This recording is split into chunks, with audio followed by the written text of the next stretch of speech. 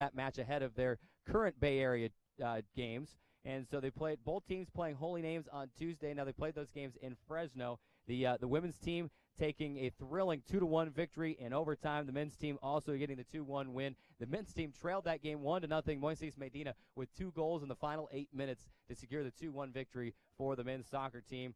What a great victory it was for them. We move on to Thursday, and that's really the only other things we have to report on it this week. And it was a jam-packed Thursday, only one home event, and we start with that as the women's volleyball team hosted Fresno Pacific at the Student Activity Center just to the north of us here on campus. The Sunbirds jumped out to a 2-0 lead in that match, taking set 1 25-14 and set 2 25-13.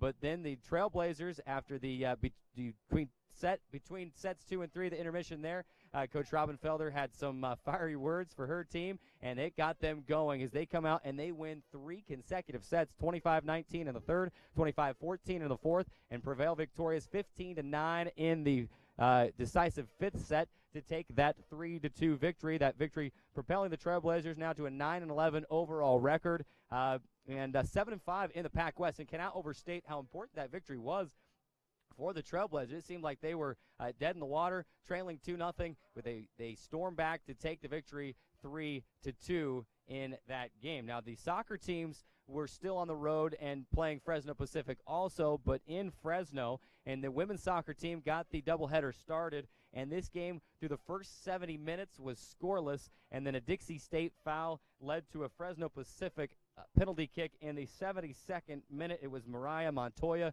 converting that penalty kick for the Sunbirds again in the 72nd minute, and the Sunbirds would hold on for the final about 20 minutes of that match, and the women's soccer team falling 1-0 on the road in Fresno. A heartbreaking loss for the Trailblazers, as still not all the way out of Pac West Conference Championship contention, but it will be tough to battle back and to get back on top of California Baptist at the top of the table. Also, a little bit disappointing as the Trailblazers had just debuted at number 7 in the region rankings just earlier this week, and so a tough loss. They'll try to overcome that loss tonight. We'll tell you who they play a little bit later in the show. Of course, the men's soccer team was in Fresno as well, and they wrapped up the 2-game doubleheader against the Sunbirds. And Fresno Pacific came out firing in that match. In the first 5 minutes of the match, in the 5th minute, the Sunbirds found a goal to take a 1-0 lead. That would hold until halftime, and then Fresno Pacific would add a goal about 15 minutes into the second half to take the 2-0 lead, added that insurance goal.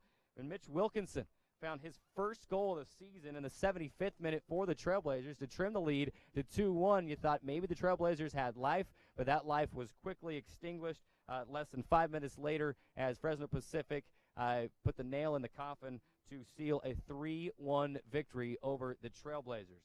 The men's soccer team now 11-4 overall, 7-4 in Pac West play. Still a lot to play for this men's soccer team, as again they fall in that one. So on Thursday, it was a Fresno Pacific field day, women's volleyball, getting the thrilling come-from-behind victory over the Sunbirds, and then the soccer team dropping the both ends of the men's and women's doubleheader in Fresno that day. This is Trailblazer Weekly. We're going to step away for our first timeout. We'll take a 2-minute timeout. When we come back, we will have senior punter Corey Stins.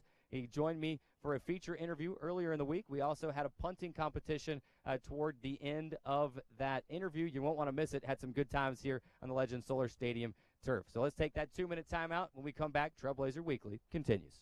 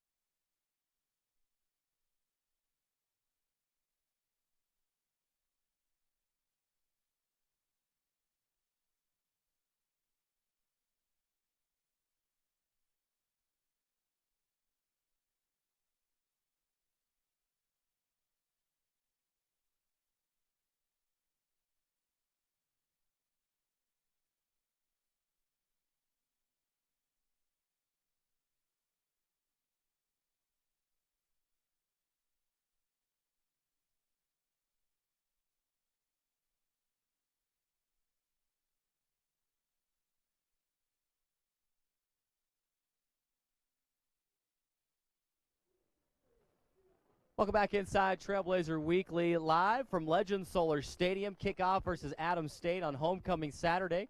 Less than 50 minutes away, and I know for sure I'm staring right at the scoreboard just out of the screen. You can't see it. What you can see is the Dixie State Trailblazers warming up, getting ready for the matchup against Adams State. Now, we're going to have the pregame show for that game right here in this same spot. I'll be joined by Andy Thompson, my color commentator for the football games. That will also be live on ESPN 97.7 FM. But a lot of good stuff right here from from Legend Solar Stadium today as we get set for the homecoming matchup against the Grizzlies of Adams State University.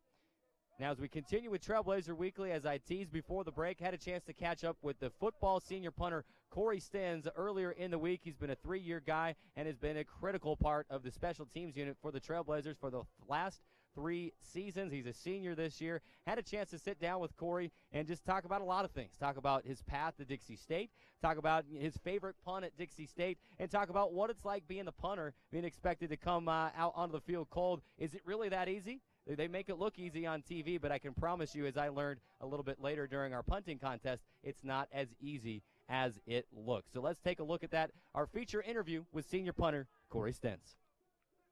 Welcome back inside Trailblazer Weekly. We're on location at Legend Solar Stadium as we get set for the homecoming matchup with the Grizzlies of Adams State University. Today, we take a look at a position in football that a lot of people think is easy. You send them out onto the field, they kick the ball, their job is done. Well, I'm here to tell you, it is not so easy. Today, to help us learn a little bit more about the punter position, we bring in Dixie State senior punter Corey Stens. Corey, thanks for joining us on the show today. Yeah, thank you for having me. Corey, we're going to talk about a lot of things here in the interview today, but first off, I want to talk about kind of what led you to Dixie State, that road that you took on your path out of high school to Dixie State University. There was a time, I understand, you felt like maybe you wouldn't even play college football. Right. Yes, I played soccer growing up. I played a few years in high school, and senior year I actually kicked for the football team. Did all right, was average, didn't do anything spectacular, and graduated shortly after that, and straight working with my dad right afterwards. So I went and worked for his construction company for I think about like 7-8 months. Kind of got sick and tired of it, wanted to try something new, and was kind of missing playing football, and ended up going to a junior college about 20 minutes from my house. So went there. First year I got in the football team, ended up redshirting. And then I worked hard throughout the whole spring. I got a kicking coach I worked with. Started doing really well, went to some kicking camps, and then I did well. I played freshman year there. I did pretty good. I had a couple of scholarship offers from NAIA schools, smaller schools, and actually had Humboldt State. And that's where Coach Mack was at originally. So that's where I was hoping to go because he was recruiting me to go up there. And then long story short, he ended up coming down here to take a job and kind of took me with him. So at that point, I already knew about Dixie. I had a couple of friends there playing ball here, and I knew it was a great city, so it was a perfect fit for me. Absolutely. You mentioned kind of the soccer background as well. I always like to ask, kickers, punters, what position did you play in soccer? I played center back. Center back, and is kicking that soccer ball pretty similar to kicking the football? Obviously, for you as a punter, you're drop kicking it, and you probably, as a center back in soccer, you didn't pick it up with your hands and drop kick it that much. Did you play goalie at all? To kind of I played a little bit of keeper when I was transition? younger. When I was younger, I played keeper, but mostly when I was growing up, getting a little bit older, more competitive, I was center back. It's not really similar in any ways, but the only thing I would say is you have to have that the leg strength. So that'd be the only thing that matters when it comes to both aspects. So technique-wise, completely different, but it has to have like a certain leg strength, like a special power to be able to kick either ball. So let's talk about the position just in general, as I mentioned, kind of as we were leading into the interview.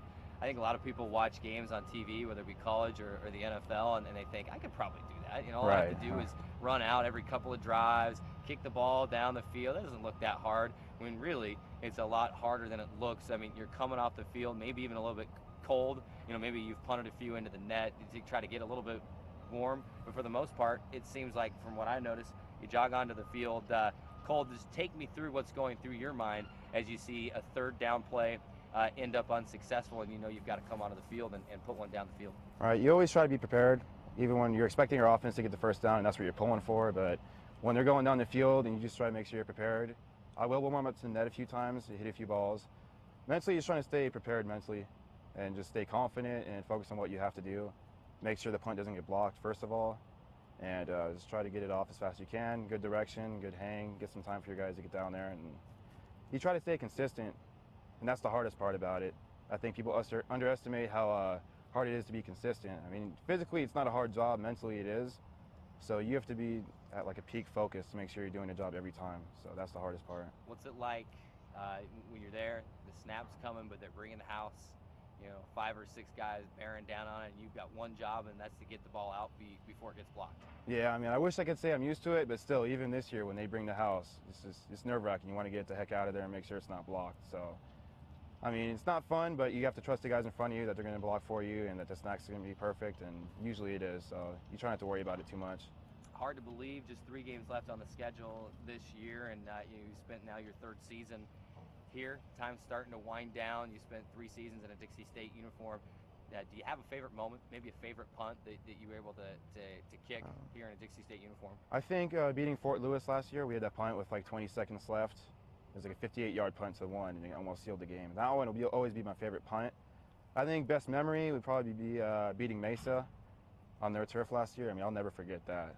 That kind of changed everything for the school, and the biggest win in school history. Being a part of that was really cool. Absolutely. For those of you watching the interview here, and if you didn't see the play when it happened, he's talking about the game against Fort Lewis last year, under 20 seconds to go, and not far from where we're sitting, actually, Corey hit a 58-yard punt, and it landed about the 5, and then shot directly to the left, out of bounds, pinned the Skyhawks at the 1, and ultimately is what helped seal that 16-14 victory in a winning season. And that was a spectacular kick. Let's talk a little bit about this season, Corey. Your senior year. So far you've hit 17 punts and inside the 20. What's going through your mind? It's one thing to punt out of your own end zone when you're backed up against that. You just got to kick the ball as far as you can. But when you're standing, 50, 40, 30 yard line, and I've got one job to do. I want to pin this thing inside the 20. You've made a habit of pinning teams inside the 20 since you've been here. What's going through your mind as you get ready to hit one of those punts? I mean, that's always a goal of a punter, is trying to get it inside the 20. I mean, some guys worry about their average. I don't really focus on that as much. I think you put it inside the 20, like you said, you're giving the defense great field position.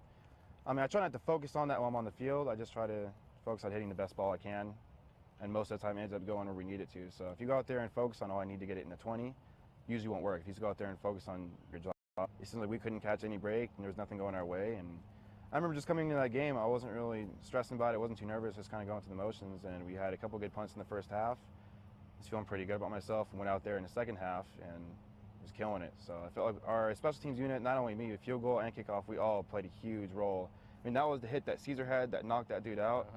And I think special teams as a whole really helped turn that season around that one weekend. We won that game, got some momentum, and kind of carried it on from there. So getting that award is really cool, but I think getting that win was even bigger for both myself and the team, because it changed everything. And then that 2 weeks later, we beat Mesa. So absolutely, you get that win over a tough Western State team, followed up with a blowout win at Chadron State. Then you beat Mesa, and that's really what helped lead to that winning season last year. 3 games left this year, Corey. Fortunate enough to have 2 of the 3 at home. Right. Senior Day coming up next week against Colorado State Pueblo, but obviously all focus on the Adams State game at hand here this weekend. We appreciate you stopping by, taking some time with us.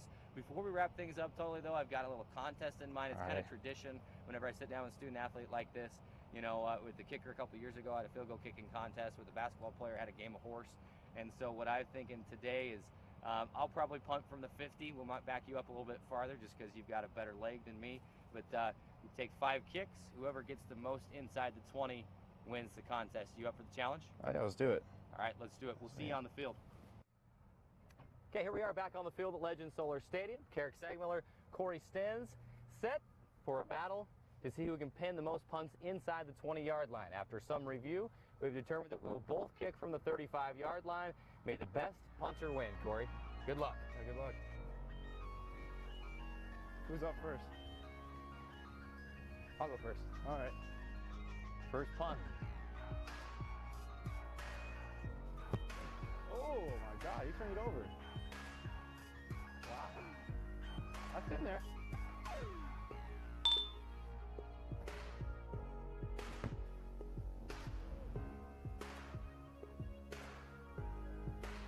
Uh-oh. That is 4. That first punt was kind of beginner's luck, I think. Who's got it? Uh-oh. It'll roll. Go, baby.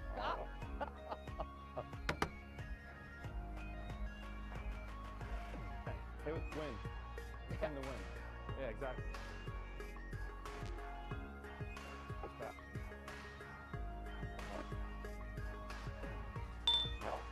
Huh. Wow. I'll take that. Here, ladies and gentlemen. Can't afford to do that anymore. Here we go. Punt number 3. Oh, no. Oh. Oh, you pulled something? Oh. Hey, it's a directional punt. Over again. Mulligan. Yeah, you get a mulligan. And you somehow though. All right, almost took out the camera. James had to fill up.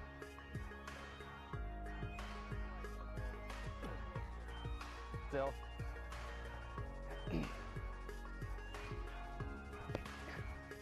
Goodness gracious. Man, that first one I hit was so good.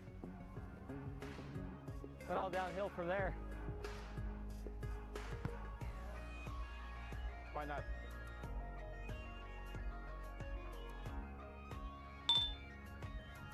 It's just not as easy. I can't even kick a punt with an open field.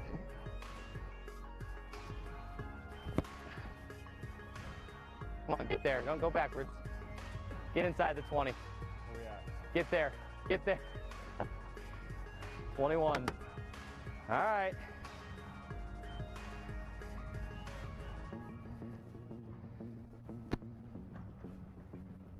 Good. Man. How do you do that? Luck. You what? Just the way that hits and just... All right, here we go. Last punt. First and last. We'll have all those bad punts be sandwiched in between. It'll be the filling inside the Oreo of good punts. Here we go. I didn't even get there. Oh, it bounced the wrong way. Oh, boy. Yeah. Last one. Felt like every other contest I've ever had.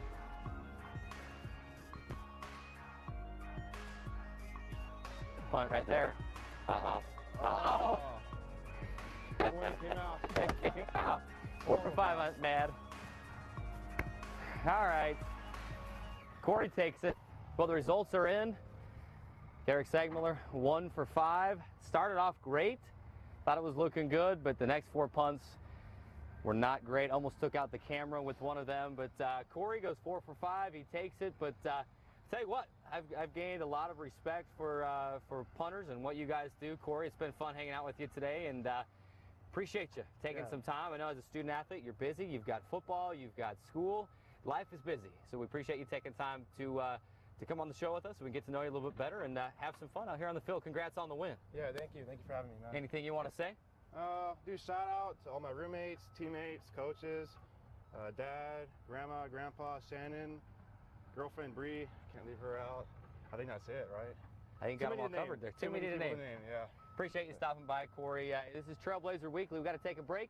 We'll come back with a look ahead at next week's schedule and get you set for the football game against Adams State.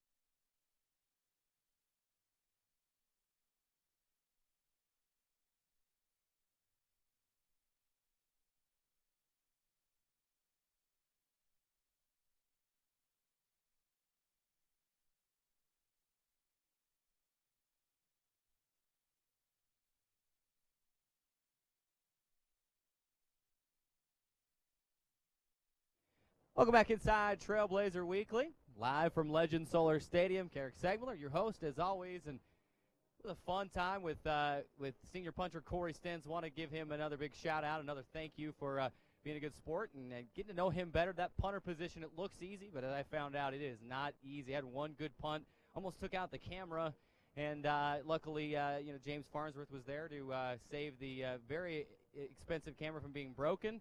We had a good laugh about it, but all in all, it was a good time. Gained a lot of respect for punters through that interview. But I want to wrap up the show, of course, with our look ahead at the this weekend's schedule, and really it all happens today on Saturday. It's a jam-packed Saturday. You can follow along on your screen. We've got some of the events here, some at home, some on the road. It is homecoming, so remember that, and all the homecoming festivities that have been going on throughout the day as well. Want to invite you to come out and enjoy the football game. 1 o'clock kickoff. We'll have pregame for you in just a few minutes right here on this TV station and online and on ESPN 97.7 FM. But as you see on your screen there, a lot of stuff going on. The men's golf team in the second day of the Hawaii Hilo Dennis Rose Intercollegiate Tournament there. And, of course, it's football hosting Adams State, 1 o'clock kickoff. Men's and women's soccer on the road in Irvine, California. The women's match will start at 1:30 p.m. Mountain Time. The men's match will kick at 4 p.m.